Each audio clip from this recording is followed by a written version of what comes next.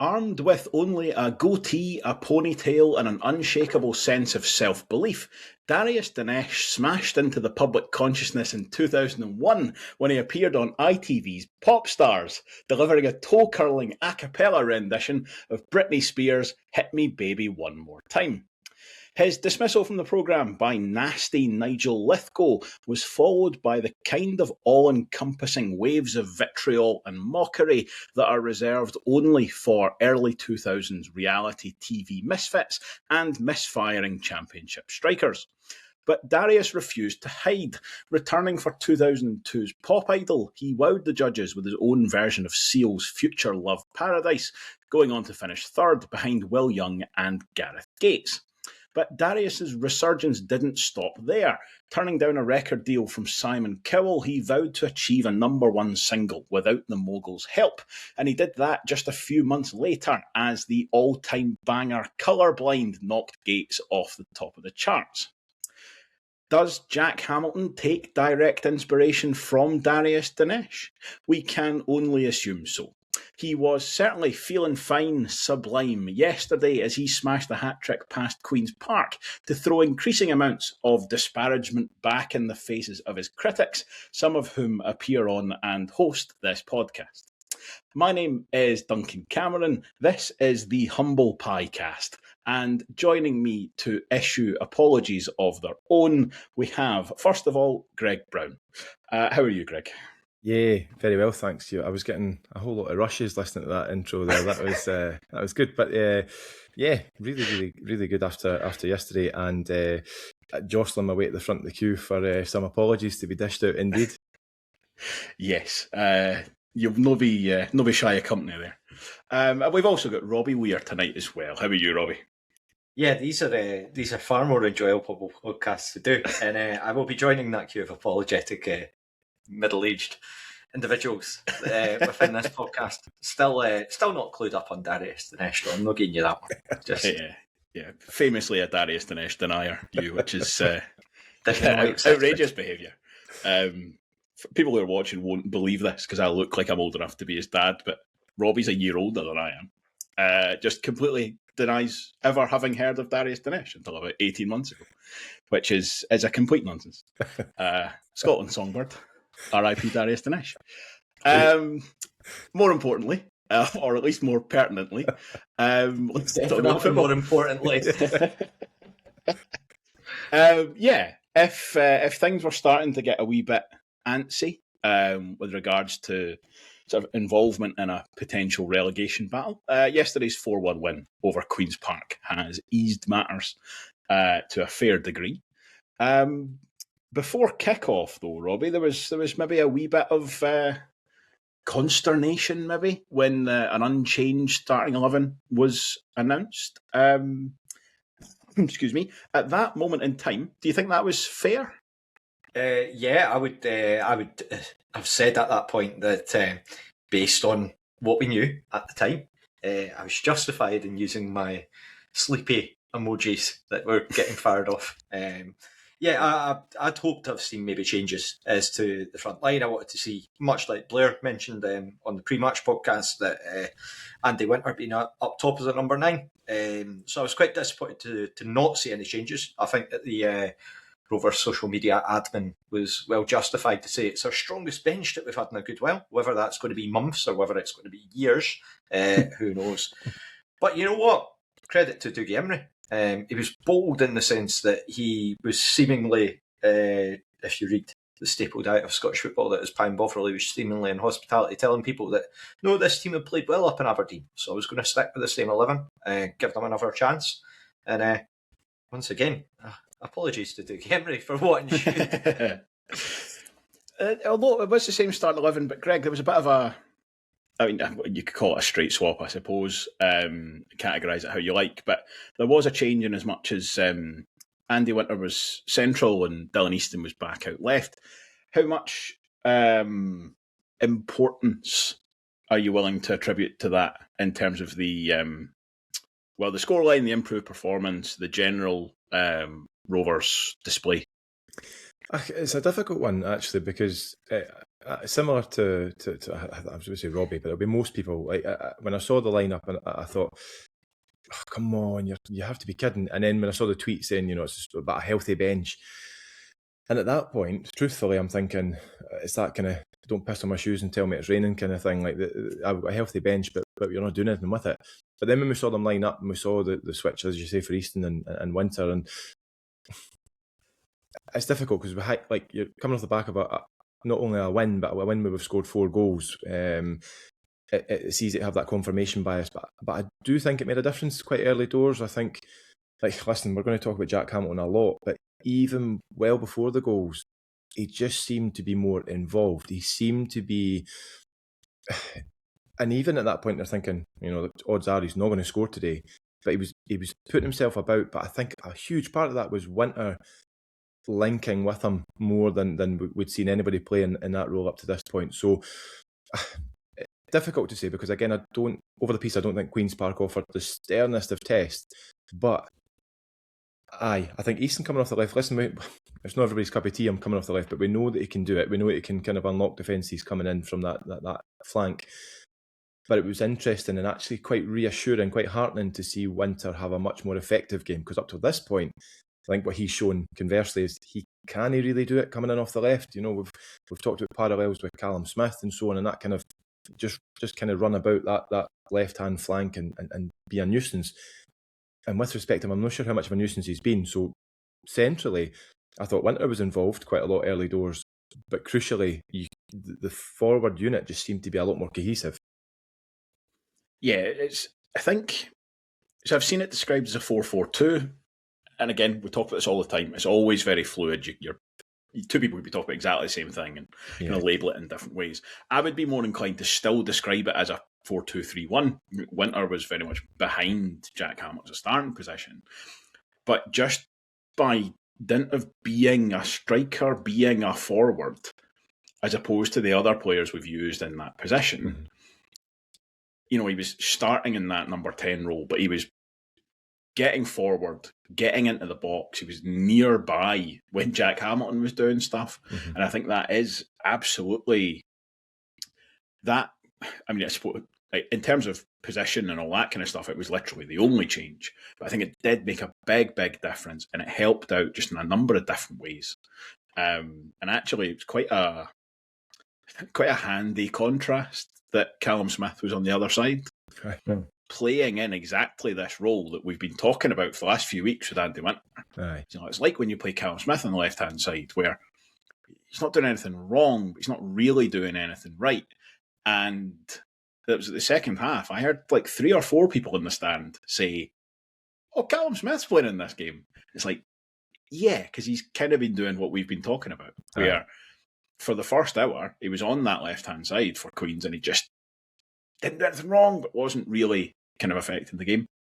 What I thought was quite interesting with the start of the game was that we didn't, while there was that positional change in terms of bringing Winter central, having Easton out wide, which has paid dividends, going to fully, I've been a big proponent of Dylan Easton centrally. I think that, in the last few games, he's starting to look a lot more creative in terms of what he's doing, I would say. And that's probably shown through the stats. But with the way that the game started, it still felt like Queens had quite a foothold going into the first maybe 10 minutes or so. We really struggled to get onto the ball. And I don't know if that was just because of, they played against Stranraer during the week, but I know that, again, to go back to that pre-match podcast, it had been mentioned that they'd only had 2 games throughout the month of January, so you would expect they are still going to be relatively fresh in terms of, even though they've played that 120 minutes. But after that 10th minute or so, we came completely into it in terms of being able to bring others in, Hamilton winning the flick-ons, and you were just starting to see the gradual improvements as to that formational change. Yeah, I would agree with you entirely. I thought first kind of 5-10 minutes, Queens did start the brighter. We were a little bit kind of slow to get going, but the first kind of Rovers chance that's in the highlights, I think, kind of typifies what we've been talking about. It's a brilliant cross from Josh Mullen, very much a sign of things to come in this game.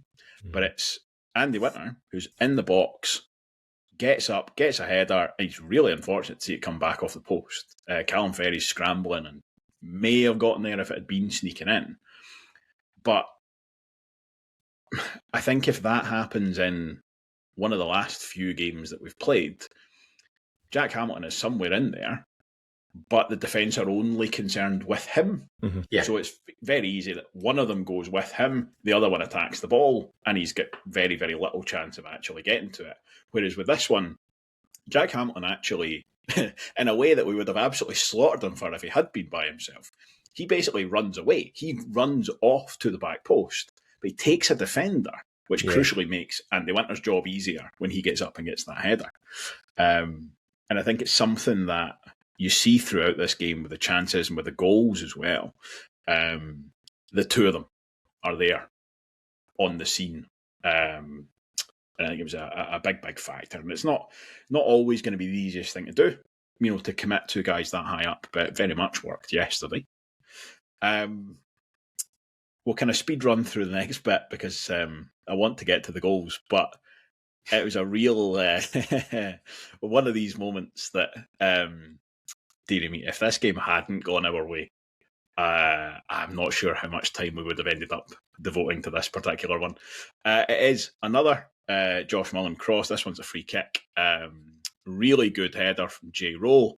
I think you would probably have to describe this as putting it on a plate as he heads it back across goal. And Jack Hamilton just can't quite get his feet right. Robbie, particularly in light of what's to come, are you much more prepared to offer a defence of Jack Hamilton in this one? No, I was defending him at the time, to be fair. I felt like it was one where he's really unlucky because he does try and go for it. It just kind of gets caught under his feet almost. It almost looks like it hits his foot and then it hits off his leg. I think he's trying to get the deftest of touches. So at the time I was saying, it's caught under his feet. He's been a bit unlucky. I get why there would been some criticism, but I don't know, it just felt like it was a different Jack Hamilton playing yesterday in the sense of the game. We saw him, there had been a bit of a defensive error from Queen's Park when they'd sort of cleared a ball and he'd been able to capitalise on that. And even though it was sort of like a half shot that he got away, it didn't really cause too much trouble for the defence. You were kind of thinking, he's not been doing that in the last few league games or against Aberdeen in the Cup. We've not really seen that. I mean, he had the sort of header against Dunfermline, which was probably a better chance to have compared to that. But again, it lends itself to, as a striker, he's going to be wanting opportunities like that. He'll be thinking, right, that's a great opportunity to get off the mark, get people off my back. And unfortunately, it just wasn't to be. But again, with the benefit of hindsight and where we're at now, we're a part of a growing chorus that we're chanting his name towards the end of that match. Which was great to see. Delighted. Definitely. And so the chance for that one, I think the ball is slightly behind him. And he's it looks like he's almost trying to adjust his positioning with his left leg and kick the ball with his right leg at the same time. And he's just kind of can't quite make his mind up. But I completely agree with you. That earlier chance where, as you say, the defender makes a mistake, ball breaks to him.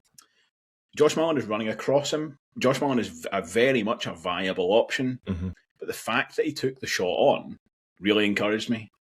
I was really quite pleased. He doesn't get the execution right at all, but it was like, that's what you should be doing. That is the right decision. That is the decision that you want your striker to make, even if he messes it up. And the other thing with this, the highlights, it's difficult to kind of judge a tone, I think, from the noise that you get after this. But at the time, sitting in the South Stand, I was really quite pleased, maybe not the right word, quite heartened by the general kind of reaction to that.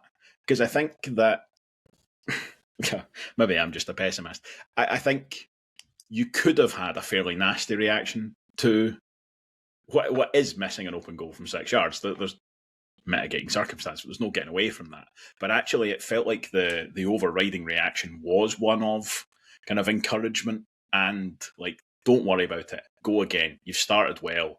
Put it out of your mind. I was pleased with that. I think if we don't see this sort of half chance before, I don't think he maybe gets the same level of support, almost as such, for lack of a better phrase. I'm sure there was still people, and it might be that he's looked at it and again, I'd imagine as a forward, you want the ground to eat you up basically at that point if you're seeing one like that getting passed up. But I think there was reasons to expedite any concern there, and it's done tremendously well with the next one that we're going to talk about. I did enjoy Davey opening the interview by asking him about that as well. Like, that's a real move you can only take with a good bit of credit in your pocket, I think. Greg, what did you make of this opening kind of sort of 30-35 minutes for the Rovers generally, and specifically Jack Hamilton, as we've been talking about? So I think I totally agree with what Robbie's saying there, that I was maybe less forgiving certainly at the time. Not that I was kind of seething sitting in the south stand, but I mean, well, for one, the platform that Josh Mullen continues to provide forwards in terms of deliveries into the box. When I saw the header come back in from Rowan and it gets kind of caught up at the moment when it happened, I couldn't really see the kind of the mitigating circumstances. What I saw was a striker who we've heard so often put the ball into his feet and he'll put it away. Quite literally not doing that. But I do completely agree that there was something different about him right from the off, and I mentioned that a few minutes ago, but his movement just seemed a bit more purposeful. He wasn't that kind of, so many times before we've seen Hamilton contest with defenders and it's like that kind of almost weak falling back into a defender that you're never going to win a foul. He's up, he's kind of shirt sometimes literally over the head, that exasperated look. Didn't he feel like that yesterday? I actually felt like he was from the off letting defenders know he was there. He was very kind of quite brash about the way he was playing actually, and I don't know if a big part of that has possibly come from management from Dougie Imrie as well. We've all said, he needs to be protected, take him out the lineup, all these different. Actually, Dougie Imrie's clearly saw fit to put him in. He's seen something beyond he's trying, he's working hard. We all know at this level that's not enough. So Dougie Imrie's probably due a barrel load of credit for managing Jack Hamilton and keeping his confidence up and keeping him kind of going at it. And I think crucially as well, and we'll come back to it, but I mean, you can see how much it means to the players as well that Hamilton's kind of then kind of got off the mark, as it were, in terms of over his recent patch. But no, that first kind of half hour, it definitely didn't feel. Listen, I never thought at any point in that opening half hour we were going to run away with it at any point. But also, I wasn't sitting concerned going, here we go again. It's that kind of nil. It's just we keep plucking away until the other team score and then we struggle to get back into the game. I can't quite put my finger on for why, but I never really had that concern yesterday. It genuinely felt more a case of a goal is coming. It's just a case of, keep doing what we're doing. The chances are going to be there. And something was definitely different in terms of my confidence in the forward line actually being able to take those chances when they came up. So this has been relatively unusual. There were kind of half chances that I've skipped over when I've been putting together notes for this. Like Ewan Wilson has one where I think he's got more time than he realises and he kind of snatches at it. But again, very encouraged by the fact that Ewan Wilson is in the box getting shots away. Aye. Well done, good. You're in the right place. You're doing the right stuff. Keep doing that, and this game will come in our favour. And that was very much what happened. 5 minutes before half time, it's I think you would have to call classic Dylan Easton out on the left wing. Just squares up the fullback and then almost just pushes him back until he's in the box. And I've loved so much that that's just like his first protocol. Doesn't really almost try anything else until he's in the box first. And then it's like, right, okay, now you can try and get the ball off me and I'm going to try and beat you. This one he elects to shoot. But again, as we've talked about, if you shoot, even if it doesn't go in, something else might happen. Ball deflects down to Jordan Doherty. He tries to sort of cut the ball across the box. And I think it's Roddy McGregor kind of pops it up, and Jack Hamilton reacts fastest to sort of volley it into the roof of the net, gives Calum Ferrie no chance, which as we've seen you have to do when it's games between the Rovers and Queen's Park. In terms of this one, then, Robbie, just give me your overriding views on this goal, where it comes from, and who deserves the varying amounts of credit for it, please. Yeah, I mean, I think there's sort of numerous different sort of aspects in the build up. It really comes around to sort of like the three players. So it's basically Dylan Easton who starts off, as you rightfully given the plaudits for what he's done there. It's funny because I think it's actually Connolly, and he basically plants him, like, not in the ground or anything like that, but he just kind of leaves him sort of standing with his instep and just brings the ball in. And you can kind of see Connolly thinking, fuck, that's like Dylan Easton. I've played against him for like, what, 2-3 years now? Like, I kind of know what he's doing. But because that happens, Jordan Doherty actually does a really bit of intelligent play, and that he just keeps running. He just keeps going. I don't know if it's just the sort of like, okay, got a little bit extra. But that gives him the space that when the deflection does go wide, it was kind of like Babudi against us in the last home game. He just, because he's carried on the run and he's got into that space where he's not switched off, he's just ended up there, being able to put the ball back in. It's very, from Queen's Park point of view, it's probably very unfortunate for Roddy McGregor, but for a forward that's not scored since the Ross County game, like, this is the first bit of sort of proper full-on praise that you give for Jack Hamlin. What a finish. What an incredible finish. Like, technically, it's so good because the ball's so high up in the air and he can see that a chance is coming. But it's one that he kind of has to snap into straight away. He doesn't get much time to think about, which might be a good thing, but to be able to get the ball into the roof of the net from that angle with the ball that high and with a couple of defenders around him, so much praise. And then from that moment on, you're like, right, this is his afternoon. We're just going to, like, so you could see straight away, big bit of relief there, and that you're really hoping that he's going to be able to just enjoy the rest of the day because it's such a good finish. And Greg, you alluded to this a second or two ago, but just to go back to Darius for a second, I was doing my Darius research earlier. When he was knocked out of Pop Stars, I had to go back to the room of all the other kind of hopeful pop stars, and they were all greeting because Darius had been knocked out, and he said that they shouldn't feel sorry for him because of how much love there is in this room. And felt like there was a lot of love on the park for Jack Hamilton here. That his teammates very clearly delighted for him, more almost like over and above what you might expect, even for a goal scorer. Aye, I think so.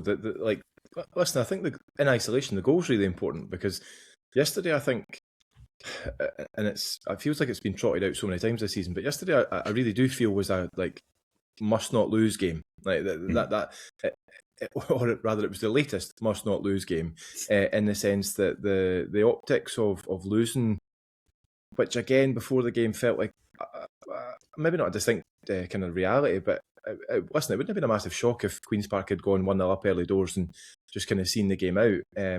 So I think there was almost a nervous tension throughout fans, and so I think the goal coming, us going into the lead, and then the fact that it's Hamilton, it's a real kind of double-edged sword there because there's a real kind of immediacy of the pressure has been lifted, but then actually you're delighted that it's Hamilton, and then even more to the fact, and what was really pleasing, and Robbie's kind of touched on it, is that wasn't the easiest of goals to take. Actually, there's a lot of that kind of quickly moving towards it just being a bit of a guddle in the box. And so for a striker who's on balance, so low on confidence, to be able to react like that and take that goal, that's massive. And actually, I think, listen, his teammates see him every day, and he maybe is, finishing absolute worldies all the time, and really kind of, this maybe comes as no shock to his teammates. But I think when you're doing it on the pitch on a Saturday, and then it's in front of the South Stand as well, it's that kind of, it's quite clearly not a like bend it right up you kind of thing, but it's that, I think it's very much that, like, this is what I'm about. This is what I'm doing. I'm not, like, nobody's ever doubted that Hamilton's no been trying, or that it's never been the case that, he's down tools or what, nothing like that. But it's just felt a bit rudderless, a bit just, okay, just run about. Whereas to see the first kind of half hour or so of him actually having, short of a goal, having an effect on the game, and then see him get a goal, you're going, aye, this is like, and listen, one swallow does not make a summer, but it's the whole, this is why we signed him. This is why he was brought in, because this is what we hoped the effect would be. So yeah, I think the teammates clearly delighted for him. You could feel it and hear it in the stand that, you know, fans immediately kind of right behind him, and football fans are always going to be fickle. But I think it was genuine kind of. Well, who's no? I mean, but it's but it felt like a genuine sort of like, we're all behind you. Like, we've given you a hard time, but fundamentally we've all got a shared common goal here. And if you're doing the business, then we'll back you to the hilt.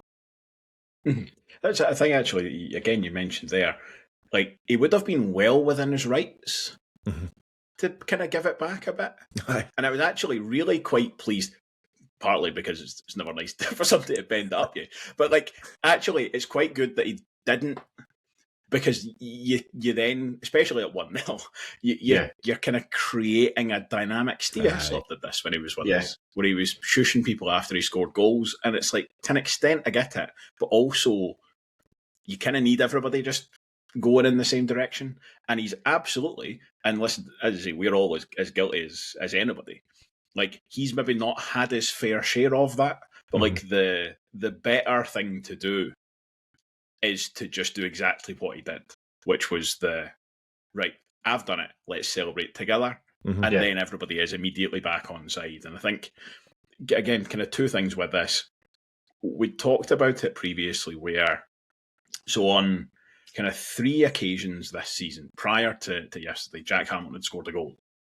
And in the run-up to all 3, we'd been in that kind of Jack just needs a goal territory. So where he was at yesterday going into the game was he'd kind of graduated beyond, like, just needs one to go in off his arse territory. It was like, that wasn't going to be enough, almost. Like, if he'd gotten a goal yesterday, because it had gone in off his arse, I don't think he'd have felt completely back to normal. 100%. And I don't think us and the wider support would have been like, hey, Jack's back. But as you say, that goal is brilliant technique, as are the other 2. And crucially, there are another 2. So, like, it is very much, you know, a hat trick of very good goals. That does do exactly what you need. That does kind of, you know, yes, it's all in the one game, but it should be enough to at least put the confidence levels back. Yep. So, again, I think this comes into the point of, like, football, where you always view it in a prism of where you're at and being subjective, and then maybe being a bit biased by the stats. I feel like look, every support, I'm sure, has a guilty of it to some extent. But I'll put it in the group chat yesterday. If you look in terms of, like, the top scorers for the league, so Jack Hamilton moved up yesterday, is in joint 11th place with Adama Sidibe and Barney Stewart. So above him, you've got Mark McKenzie and Ronan Hale. Ronan Hale linked with Megabucks moved down to England. You've got Sidibe, Megabucks moved down to England. They're both on 6 and 7 goals for the season. Like, the complexion should rightfully totally change just on the basis of, like, look, if he can replicate this and create his... And again, he's not going to score a hat-trick every game. He's not going to score every game, because if he was, then straight away you're looking at scouting deals for elsewhere. But there should be the confidence, and he should take so much from yesterday. You mentioned it there, Greg. I do feel like sometimes, like, you know how for your Twitter For You sort of section of Twitter, rather than the people that you're following, tends to just be absolute slop. I suspect for footballers, it's probably just football fans just coming out with daft takes, and they probably look at it and say, aye, it's all over the shop. But it's great to see the squad that are backing him. It's great to see Dougie Imrie backing him. And again, that was the type of performance that we'd hope to see, we want to see, because again, as fans look at, I know you're absolutely right to say fans are fickle. I've been critical of Jack Hamilton myself, but he deserves every bit of credit for yesterday. I know that people, and it's going to be the cliched thing that people are going to say after this, and it is very true, but also, like you say, I know it's been able to get the consistency, but I think that he should take so much out of that performance yesterday. It was great. Absolutely. Definitely. Somebody else did get a shot, though. You can't be relying on Jack Hamilton to score all the goals. Just before half-time, Darragh O'Connor clears a loose ball with a strategic hoof out to Dylan Easton. He spins Louis Longridge in the middle of the park, zips the ball into the path of Scott Brown, who is in full flow, charging through, and then he crosses for Josh Mullen, who finishes brilliantly first time. So I think, Robbie, it might have been you who went back and did the counting. I think it's 6 touches from box to box. Yeah, I was battering out the El Nombre for this. Like, it's, I thought Darius was. I don't know who Darius is, but I know who El Nombre is. I know El Nombre. Greg, give me your thoughts on this goal, please. So I suppose the first thing to acknowledge, and I do appreciate that nobody of this parish needs to hear this, but it is lunacy to me that there are supporters of Raith Rovers who question Josh Mullen's value to the club, the team. It's just mental. Like, we've talked already about his ability to deliver an excellent ball, whether it's kind of from open play or it's a set piece. His work rate is faultless, and then I think you just see the icing on the cake there yesterday as well with the finish. Like, but taking it back a couple of steps, Easton's through ball is sublime. It's an incredible kind of bit of vision. At first, in real time, when I'm seeing Brown running through, I'm kind of half thinking, can you fashion a chance for yourself here? Can you have a go? Then you quickly realise that, for all that he scores a kind of raker from 25 yards every now and again, it's just not his bag to have a shot like that. So then he's kind of playing the ball across the goal, and listen, that's another really tricky finish. It's kind of going back across the goal where it's on the half volley. It's just it's a great move, and the fact that actually, and a slight tangent, but kind of, if you'll allow me, it is linked. It's the whole, we've been critical of the Rovers so many times before about the sort of sideways passing and it just looking like there's no idea as to what to do. It's just the ball goes back, it goes sideways, it goes back again. There was a lot of lateral passes yesterday, but crucially for me, it felt like there was a concerted effort and decision making in play where to inject pace into the game. And I think that goal is just an excellent example of that, where actually there's a lot of times where Brown and Doherty are playing the ball back to O'Connor or Hanlon, are playing the ball to the full-backs or whatever, and there's no urgency, but they protected the ball really well. But then you've got actually, and okay, it comes from, a tactical hoof, a precision pass. I mean, really, who's going to quibble? But I get it, it's not quite the same kind of transition. But to be able to just then get the ball up the park, and it's not Route 1 football, it's actually really, really attractive football, and crucially very effective football. But no, that that whole goal, that whole passage of play from box to box, just get that in my veins. Yeah, also a word for John Greer, who's been ringing round all the physios in East Lothian, I think, trying to find somebody to have a good look at that wrist. Josh nearly took his hand off for that high five. But as you say, it's a brilliant finish, because I think the ball's actually, it's almost slightly higher up than you would want it. Yeah. So Josh is kind of jumping to get that finish and just put it back across the keeper. Robbie, what did you make of all of that? I've got it down as probably one of the best counter-attacking goals I can ever remember seeing at Starks, which is quite high praise, shall we say? Mm-hmm. Definitely, yeah. I'd agree with you. I've greeted a lot on this podcast about sometimes us being too pedestrian, and that was the polar opposite. We were motoring through. The sort of 6 touches, there's so much more though that goes on around it. Josh Mullen's run in itself, exceptionally intelligent not to go off to the right. He just sort of says, right, there's nobody else ahead of me. I'm just going to motor into space on the left and sort of arc my run in. The ball from Scott Brown, if we're going to talk about the pass from Dylan Easton, the ball in from Scott Brown just to put it right on his foot is actually incredible, because he's not thinking like, he's back there. He's like, right, he's again, just being able to get it directly into the spot where he knows that if Josh Mullen runs onto this, and at the perfect height as well, that it's going to be a goal. Fantastic. So yeah, it was so much more enjoyable to go into a game 2-0 up at half-time than it is to be 2-0 down. Fantastic. Yeah, tremendously enjoyable goal.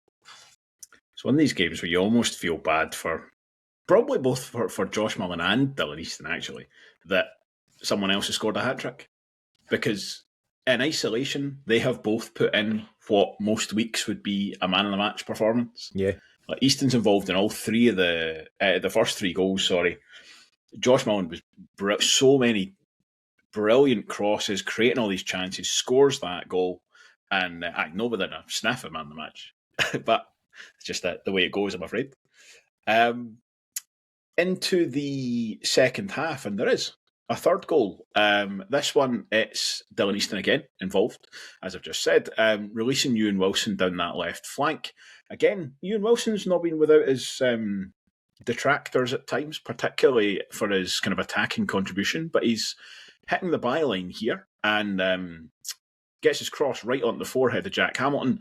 He can kind of only really sort of nod it down, but as we talked about right at the beginning, Andy Winter is there. Mm-hmm. He's on the scene. You've got two strikers, both, on the edge of the 6-yard box. So although Jack Hamilton can't get, a bullet header on this original cross, he keeps the ball alive, and Andy Winter does the same. Manages to get a shot away, but it's blocked more or less as he hits it. And as it spins up, Jack Hamilton, cool as you like, a deft header, I think maybe I would describe that as, over Calum Ferrie and into the goal. So, Robbie, is that very much evidence of the benefits of having a striker in that number 10 role? Yeah, I mean, absolutely. It's one where the build-up play for this goal is just incredibly fluid when you look at it, considering it as a whole. Dylan Easton does so well to feed the ball through to Wilson. Both Connolly and Pignatello have sort of gone out to try and manage Easton, and then Wilson's obviously away.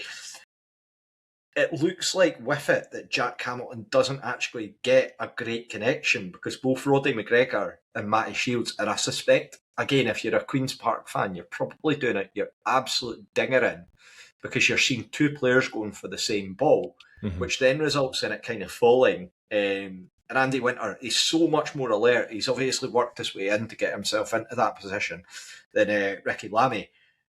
But both sort of Ferrie and Fieldson try and go for the ball. And that kind of helps in a way because it creates a sort of bit where Ferrie might have maybe been getting it relatively comfortably to knock away. And then it kind of bounces upwards.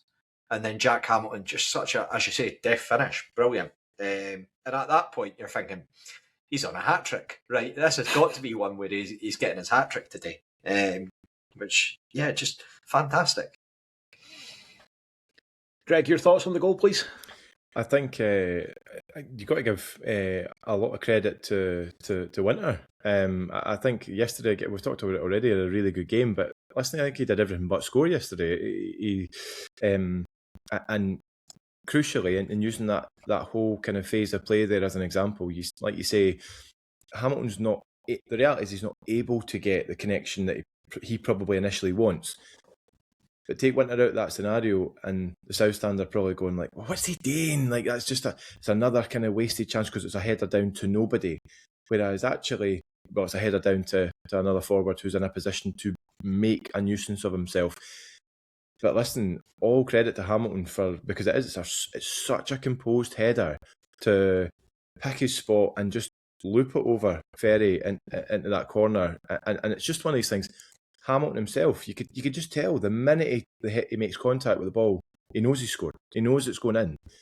And actually, and for me personally, like the thought of a kind of hat-trick never even crossed my mind at that point. But I'll tell you, it was just genuinely delighted for Hamilton because at that point they thought, right, you are now getting your just rewards for your afternoon's graft, actually. And this is like, it's just coming together for you, which is, like, without getting into all this kind of the birthday care pish scenario, it's just really, really, really heartening to see. So no, I thought really well worked goal. And actually, again, we mentioned it, but credit to Wilson, because as much as he's kind of okay, there's aspects of his game that we can pick fault with, there's been an improvement in his willingness to go forward at times. And I think, and again, that largely maybe comes through the whole cohesion across the park.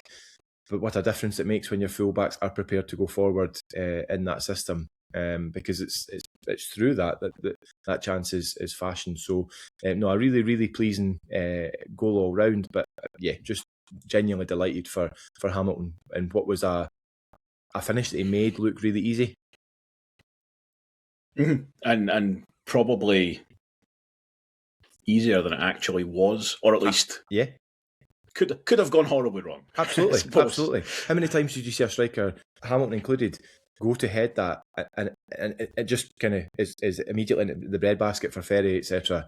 It's definitely, I think, when I say makes it look easy, I know you've kind of acknowledged it there, but yeah, I think he simplifies. If it was an easy game when you just play it simply, but puts a goal away that on another day could just fuck it up, really. And this is where, at this point in the game, so that was 64 minutes, I think. I think it was immediately prior to the first substitutions. It might have been just after, but does show, it feels like all of a sudden, the strength and depth that we've got, back out of nowhere. So Lewis Vaughan and Paul McMillan come on for Dylan Easton and Josh Mullen, and certainly Vaughan is almost immediately involved. So as a result of those changes, Andy Winter had been returned to his Calum Smith role on the left-hand side, but actually probably the most impact he's had in that position in the few minutes they had it yesterday. But again, it's Ewan Wilson down the left-hand side. This time he slips in Andy Winter. His cutback finds Lewis Vaughan. Vaughan, you can see he's thinking about shooting, and according to Jack Hamilton's interview, told him he was thinking about shooting, but instead, in just a very, nobody needs me to wax lyrical about Lewis Vaughan playing for Raith Rovers, but it's a very Lewis Vaughan move as he just kind of feints away from the defender, completely just takes the ball out of the game, cuts the ball across to Jack Hamilton, and it's a great first touch, moves the ball onto his other foot, and then finishes on the spin. I mean, we've talked about it a lot, Robbie, but I suppose it's kind of final thoughts on Jack Hamilton for the afternoon. Richly deserved that hat-trick? Yeah, absolutely. I think at that point, it was like everyone in that stadium, barring those that have an affinity to the Spiders of Glasgow, was willing the ball to find its way to Jack Hamilton for that hat-trick. The Jack Hamilton chants, which, again, you wouldn't have thought about a couple of weeks ago, were growing louder and louder from the stand. Everyone just really wanting to see get his rewards for a game. You're right to point out, I think that part of the reason Andy Winter was still so effective in that wider role was because Ewan Wilson was being so aggressive. Pignatello gets a tackle in after Winter tries to take him on, and then Wilson just picks up the ball and runs with it. And I mean, over the piece, I think if you look at the defensive work from Queen's Park, there's a few goals where Pignatello is one that kind of stands out as being a weaker link in there. But across the piece, yeah, you just see the ball come to Vaughan. Vaughan's so selfless with it, which is fantastic. Again, he's pals with Jack Hamilton. He want to see his buddy do well. So it's just, and then Jack himself, it's not even an easy chance. It's not like it's a tap-in from 6 yards out. He's still got to absolutely body and muggy off Ricky Lamy, which he does successfully, and just turns, and it's a great finish. Fully deserves all the praise that he's got, and I know that we've mentioned it before. It's, again, I think that the criticism has been there, and it has been valid, and it's been reasoned. I think if you go back and watch the games that we've had before, I think that it still stands to reason of what's been said and why it's been said. But also, you then have to dish out the praise. And I think that goes across the board. I think that goes for a lot of players yesterday. I'd say you chuck in, we've mentioned it before, Winter, and you add in Wilson as well as two players. And it does show you what a game like that can do for confidence for a player. If they, as soon as they get the opportunity, they do something well, the crowd are supporting them, they're getting on their backs. And I get that people are going to be like, this is happy clapper pish, but I think it still stands to true. It's basic psychology, and nobody does well by getting told that they're shite. Nobody benefits from getting cheered when they get told that they're taken off the park. Like, it's such basic stuff, but I think if we can build upon it, I think it'd be huge. Again, it's not the end of the game because there's still a Queen's Park goal to discuss, but it was effectively the end of the game because it didn't have the feel, and we spoke about it a bit about it in our group chat, is it didn't have the feel of a collapse yesterday. It felt like we had the resilience to see it through even when they did score. But yeah, I mean, on the point you said there about like what we've been saying about Jack Hamilton over the last few weeks, like I agree with you. I can only speak for myself, but like I don't now disagree with things I was saying 2 weeks ago. You know, I suppose I still stand by what I was saying, and a lot of it was not through gritted teeth, but it was like against my. You don't want to be sitting there saying it, but you've got to, because otherwise you're being disingenuous, I think. And that's the thing about doing a podcast, right? Is that it's very easy to. I think it's easy to sort of comment when you're on Twitter and you think, you don't really know who's actually reading your tweets or things like that. You're posting on Pine Bovril, you don't know who's reading that. Whereas with a podcast, it's like, you're the person that's behind that. You're given a bit of a more sort of platform to sort of, and it works both positively and negatively, I would say, because you've got to kind of justify your thoughts, or otherwise people are like, well, you're talking pish. But people will say that. And yeah, that's true. And we do talk pish, hence why we're... Yeah. Nobody ever said anybody listens to this was a bad judge of character. But and it is that, as you say, there's, I mean, categorically, nobody I think we've ever had on this podcast has relished coming on to talk about, to say negative things about the Rovers, but at the same time, I'd like to think we at least try and reflect reality to some degree, at least as best we understand it. So, but this is the thing is, when, in fact, I feel like I can say this on behalf of everybody, none of us were saying, like, another week Jack Hamilton hasn't scored. Like, you know, let's get rid of him. Like, I never want to see him again. Every single time it was, and I really hope he can turn this around again next week. Yeah. Now, maybe the belief had gone, and that's, you know, that's maybe more of a psychological issue. But absolutely, it's the same with everybody who was at that game yesterday, as you say, apart from people on the other end. Just absolutely delighted for Jack Hamilton. Could not have been happier. And really just hope that he does take that and goes and kind of kicks on, and it's not, you know, kind of a flash in the pan. But again, the wider performance makes that very easy to believe. It wasn't, you know, he scored 3 penalties, he scored 3 goals in isolation, and actually was kind of in the muck. I say that Hamilton, or that goal hat trick even that Chris Kane scored last year against us. Like, what was it? 2 penalties and a deflection. And, it was a proper. Those were all categorically very, very good goals that you had to work hard for.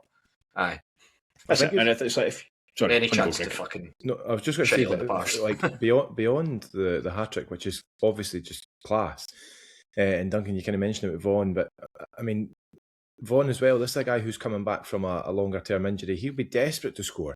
So when you see it, like he would have had every right to kind of have a go himself. And listen, I mean it in the best possible way, but like, he's a selfish wee guy as well. Like, he's going to like he's still that kind of, you know, he plays football like he's still that sort of 14, 15-year-old laddie running about just doing it because he loves it. So and again, it's an intangible thing, but it's even just the vibes of Vaughan selflessly playing in Hamilton, where even with 2 goals behind him, Hamilton, and I don't even mean because he's cocked it up, but like, perfectly reasonable, he doesn't score there, and then Vaughan's maybe going, you know, I maybe could have done better with that. But actually, it's just class to see that not only is Hamilton getting the hat trick, but it's actually the way it comes about. It's kind of teed up for him. It's not on a plate as such. He's still got a wee bit to do because the finish is really, really good. But just to see Vaughan kind of come and have then that impact, because when Vaughan came off the bench yesterday, it was great because he was effective from the minute he came on the park. So that just kind of that goal just felt like a culmination of kind of positive input from Vaughan as well. So many positive things about that goal. I do wonder if it's one where sort of it's a collective from a footballer's point of view. Now, again, it's not something that we can speak on with any authority, but if they sort of felt like, this is a good opportunity for a lad that's had a lot of stick from a lot of people to just kind of like quietly say like, this is one that we all want you to do well. We've all been through barren spells as footballers in terms of maybe you've gone through spells where it's not been working out for you. You've not been getting goals or you've had a run at the team. And this is just really, we can sort of use this as give you a wee platform and say like, you deserve some credit here. This is an opportunity for you. And I think it was great to see. Again, I think the celebration for the third goal is probably the most obvious, where it is very much again, reading it from the outside, looks like it's very much a deliberate display of we are delighted for Jack Hamilton. And I don't think it's performative either. I think they are actually delighted for Jack Hamilton, and more so just than if Dylan Easton had scored a hat-trick yesterday. Obviously, everybody would have been delighted, but it looks like it's over and above that. And the other thing as well in this is, so when we have been talking about Jack Hamilton and it's kind of the games it's not been doing so well, we kind of raised the issue probably earlier in the season about, is it a case of getting somebody closer to him? And I think, to be honest, I think I was probably at the point where I was like, I think it's like I almost don't think that'll be enough. But when you look at the second and third goals, he's scoring goals with another striker within 6 yards of him. And it's like, that's how a lot of strikers play the game. And if you've got somebody who can finish chances when another striker alongside them creates them, that's a really good ability to have. And actually, now that we're at a point where we have multiple forwards available, which, you know, with however much respect you want to give to Josh Gentles, it's pretty much the first time in the season. It's a positive sign. Yeah. Can't have it all our own way. There is, as you say, Robbie, there is a Queen's Park goal in this. Seb Drozd, who Blair talked him up in the pre-match, talked about his kind of running power, and I think he was slightly snide. He was like, I think he's a really good player, but he doesn't look like one, or something to that effect. Just can I ever just give anybody a compliment? But he showed his worth here. Kind of running a good sort of 30 yards unchallenged before sort of cutting inside Scott Brown and firing the ball past Josh Ray. Greg, in the light of a very comfortable home win, are you in the mood to kind of pick apart a goal like that? It felt a very Rovers goal to concede. Like that seems to have been for seasons now. Their kind of Achilles heel is this like direct running and not really knowing always how to deal with it. Did you know something? I felt most gutted for Josh Ray because you could see he was devastated that was a clean sheet papped at the window. And I think it's at that point it's very little to do with the overall result, because even like, and okay, it's not even so much like the lack of away fans or whatever, but like, and Conley kind of runs away with that, but it was just a muted. I mean, you're 4-0 down. Like, there's only so much you can hope to get a goal at that point. But no, I don't think it's a case of the players switching off, or I think it was just effective running from Drozd. I think he's done really well with the ball. He's engineered that chance, and he's probably taking an effort. We're given the balance of play up to that point. I think it's reasonable to assume that Queen's Park weren't as direct as that up to that point. Fowler was anonymous all day, so I suppose on one hand, well, maybe stands to reason that somebody would take a shot, but it was just like running directly. And as soon as he got in the box, he's just going to have a pop. And what's the worst that can happen? So a tidy finish. I'm not really going to look to criticise anybody. You could pick holes in it, I dare say, but no, I'm quite happy to pass that one off as these things happen. Like you're not guaranteed a clean sheet, and I think on balance, it's inevitable that when you are 4-0 up, maybe you do at that stage in the game switch off ever so slightly. just to come in there, one point I did take after, I think it must have been after the fourth goal went in, but Paul McMullen had a sort of break on the right hand side where he sort of tripped. It was kind of like a 50-50, and he looked like he didn't fully convince himself that he was going in for it. And he got a lot of flack after that. Mm-hmm. See, the thing that reassured me the most, he went back, he chased whoever it was that won that ball, and he basically harried the ball right back off them, and then we were straight away in that position. At that point, you're just thinking, aye, right, we're home and host. Like it was the polar opposite of the game at Lesser Hampden, where basically Queen's Park got 2 goals, and they said, come at us, and Shields was headering away everything, and we criticised Jack Hamilton again in that game about in terms of his heading. He's done the polar opposite. It was like everything was the polar opposite that game at Lesser Hampden. There's a funny thing with this where, like, a goal goes in with 15 minutes left. You think, wow, we've still got a 3-goal cushion.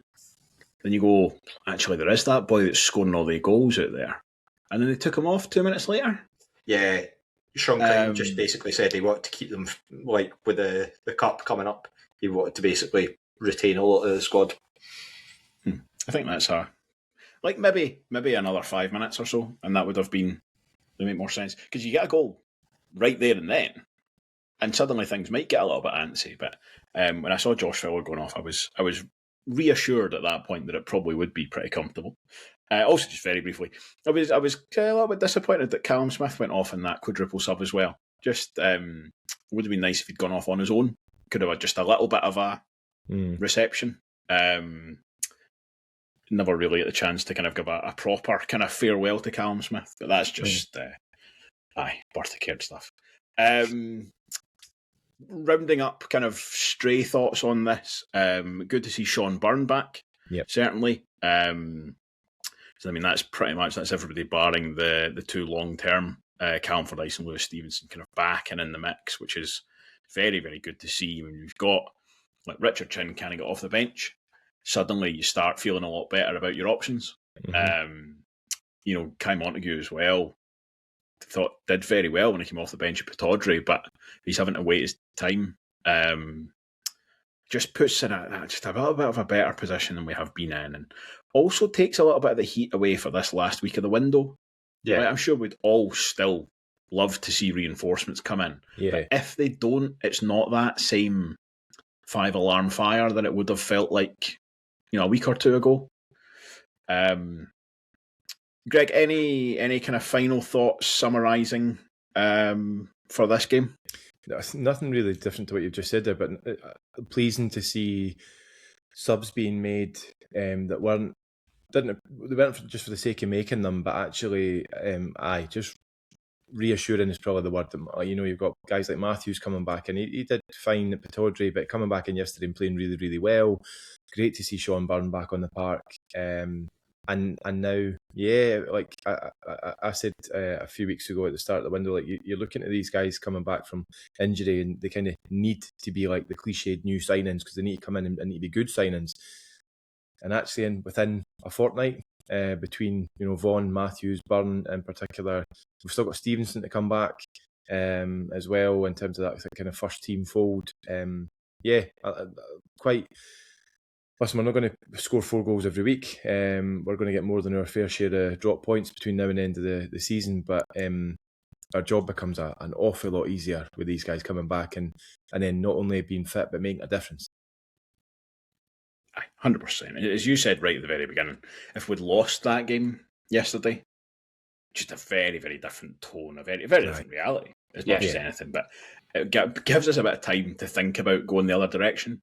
And like, as you say, we'll drop points along the way, and maybe we drop points the next few games, and that's back in the cards again. But there's just a little bit of a slightly lighter. Exactly the same as last season. Last season was exactly the same all through the winter. Like, it was just this continual, like, we're fucked, and then, we're back, and then, we're fucked. And then just looking at the table there, though, I mean, Airdrie I've seen people berating the fact that Airdrie had made, 2 or 3 sign-ins during the week. They were all defenders. Like, they're still after a centre forward as well. we're 8 points ahead of Airdrie with the same number of games played. We've scored 9 more goals than them and conceded 8 less. Queen's Park have got 3 games in hand, but they're down on 18 points. You've got Ross County who are picking up a bit of form, and then you've got Morton as well, who got that, again, a creditable draw up at Gayfield, given the circumstances. We've already done that this season. We'll still have another visit up there. But I think as well, when you think about it, we're only a point behind Ayr United. We're 1 less goal scored and 2 less conceded. So we're probably about where we should be at the moment in terms of where we're at. I get that it's been frustrating during the last 2 games in the league at home to have conceded the goals that we have in the first half. But again, it's all about incremental improvements, isn't it? And as a squad, we've got these players coming back, and you do hope that they can make a big difference. And if we can get players maybe been underperforming and they're feeling a bit more confident off the back of yesterday, if they can carry that on, there's no reason we can't be able to build and improve on where we're at. This is it. So means you've just got options. If someone isn't on top form, you can put somebody else in, and they're not having to just slog away out in the open to try and get over any kind of slump that they might be in. But we do also, of course, have a game on Tuesday night. Greg, have you seen much of our opponents, Queen's Park, recently? Oh, a bit of an unknown quantity, yeah. I think it stands to reason, though, that the Tuesday night, I think, will potentially be a very, very different game, and I don't simply mean scoreline. I think when you get to this stage, when it's a cup competition, it changes the dynamic anyway, because quite literally what's the worst that can happen is you get beat. There's nobody catching up on you in the league table, so to speak. And actually, we've talked about it often enough, but the financial incentives are probably better than ever for the Challenge Cup. So it'll be interesting. I actually think Queen's Park's lack of football might come back to bite them a wee bit, because I think that as much as Robbie, you mentioned earlier about them being fresher, I think there probably comes a wee bit of ring rustiness with that as well. And then I do think as well, given it's a double header, there's the potential for Crichton just overthinking it quite a lot and being desperate to kind of avoid a repetition. So yeah. Listen, it'll be interesting to see how it pans out. I do think Queen's Park will be a different animal, but I wouldn't expect too many changes on our part. Certainly, I think Imre will kind of double down on the formation that served them well, and the barring any injuries or any niggles, I think we would expect to see the exact same lineup, I suppose. Well, this is it. I mean, certainly against Queen of the South, Dougie Imrie in the last round went with a very kind of strong, effectively an unchanged lineup. There might have been one in there. Just looking last round for Queen's Park, they played Forfar, beat them 2-0. Looking at the starting lineup, I think you've got Roddy McGregor and Josh Fowler, possibly the only two who started both. Oh, Henry Fieldson as well. But, played a different goalkeeper. Ewan Murray didn't play. Aidan Connolly didn't play. So it'll be interesting to see, as you say, if Dougie Imrie does kind of retain this approach of sticking with his strongest team, and if Sean Crichton decides to match up to that. I suspect that Ricky Lammy might wake up on Tuesday morning thinking, oh shit, I've got to play against Jack Hamilton this evening after yesterday. Yeah. The tables have turned. I suspect that with Jack Hamilton, he's very much like, it's not so much take him out the firing line now. We're saying, right, you're Rambo. We're going to give you a red bandana and basically chuck you off into a jungle because you're going out into combat. You're our main man now. So, Robbie, is there anyone... Well, first of all, do you expect to see a largely unchanged side? And is there anybody you think is kind of top of the list to force their way into that? I mean, I'm kind of yes and no on this one, because knowing what we've seen of Dougie Imrie so far, and sort of he does like to sort of go down that route of being able to utilise the players that he's got, and particularly in that formation he's using, where he's stuck with the same sort of starting 11 for a lot of the time. However, with the options that we do have, equally, I do think that the depth in the squad that we do have is good enough to be able to bring in players and that they can have an immediate impact.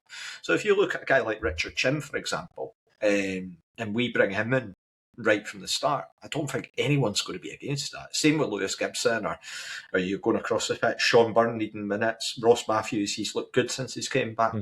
So there are these changes that you can make, but also as well, there might be the aspect that he doesn't want to tinker with it too much. He thinks, right, we've just gone and done there at Starks Park, but really, really assured performance. Maybe he says, well, we'll just carry on as we're doing. Like, we'll see what Sean Crichton's got planned, but ultimately it's going to be down to us, and we can go out and we can put in a positive display, and it's a good opportunity to carry on in this cup. So, yeah, I'm feeling so much more enthusiastic having watched that back yesterday, and I think that Sean Crichton's got a lot that he'll need to look and try and sort of fix. I don't feel the same for Dougie Emery. I feel like Dougie Emery can be quietly confident sort of going into this one, understandably, having watched us demolish them 4-1 yesterday. I think I'm right in saying that at time of recording, which is 9:20 on Sunday night, there are still some tickets remaining. If anybody's really, really enthused and hasn't got a ticket yet, you can visit the Premier Sports as well. The rarefied air of the City Stadium, which is a pretty terrible place to watch football, to be fair. But I hope that Tannoy announcer that they had from that game at Leicester was there yesterday. I think the most notable thing about it is that weird kind of sound effect, it's echo bizarre thing. It sounds like they're playing like crowd music, but they're not. Yeah, but That's it's actually it's like a sound. I can't remember. There's a name for those. There's an audio effect where you whisper in one place and it sounds somewhere else. I can't remember what it's called. So yes, it's I tell you, it's a hell of a lot more interesting going into a game like that on the back of a 4-1 win, than it would have been otherwise. And yeah, it is that. It's a case of, I think, you'd have to think Dougie Emery will go in with an unchanged squad, and it's an easy decision to make on a couple of angles, and it's that where you've just beaten Queen's Park's first choice 11 4-1, so they can either play the same team again or weaker, you would think. So if you just stick with the same team, you'd think you'd be giving yourself a very good chance. Now, obviously, that's not how football works. There's a reason why daft American sports play 7 series between the same 2 teams at the end. It's because it doesn't always go the same way every time. These things can change very quickly in a short space of time. But you'd have to think that the Rovers will be pretty confident going into that one. And if he does feel like he's got room to make a couple of changes, again, it's a stronger pool to choose from for that as well. So interesting to see how that goes. Thank you, everybody, for listening. Thank you, gents, for joining me as well. We will be back midweek. I imagine it'll be Wednesday or Thursday. We will reappear to talk about whatever's transpired at Lesser Hampden. See if we can drag out a couple of other people to apologise to Jack Hamilton as well. Too cowardly to appear tonight. And also, that'll be another double up because we'll have to look ahead to a trip to Somerset Park on Saturday as well. So we will speak to you again then. I am off to listen to some more Darius. Thank you. Goodbye.